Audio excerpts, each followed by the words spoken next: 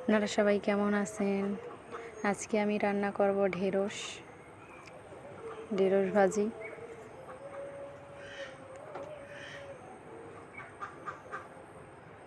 তো চলুন রান্না শুরু করা যাক। কেটে নিয়েছি ঢেঁড়স, কাটার আগেই আমি ধুয়ে নিয়েছিলাম, তারপরে কেটেছি। কড়াইয়ে তেল দিয়ে দিলাম পরিমাণ মতো।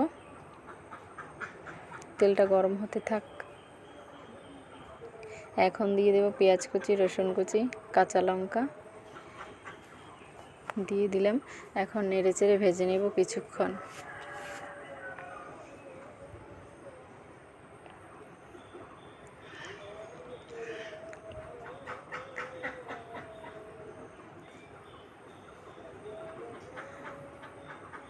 আমি ঢেঁড়স ভাজিতে কোনো সরিষা, জিরা এগুলো দেইনি।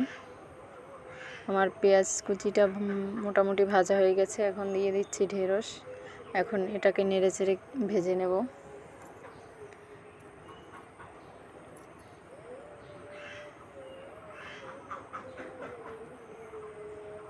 এখন দিয়ে দেব অল্প পরিমাণ হলুদ গুঁড়ো আর লবণ।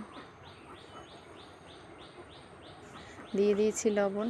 আমি যেহেতু কাঁচা মরিচ দিয়েছি তাই আর মরিচের গুঁড়ো দেব না। এখন নেড়েচেড়ে ভেজে নিয়েছি অনেকক্ষণ, ঢেকেও দিয়েছিলাম মাঝখানে। দেখুন আমার ঢেঁড়স ভাজি হয়ে এসেছে।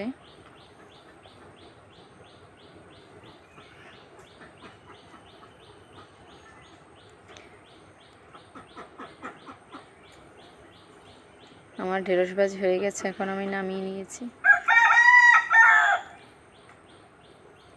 দেখুন আমার ঢেঁড়স ভাজি হয়ে গেছে রেসিপি। আপনারা সবাই ভালো থাকবেন, সুস্থ থাকবেন।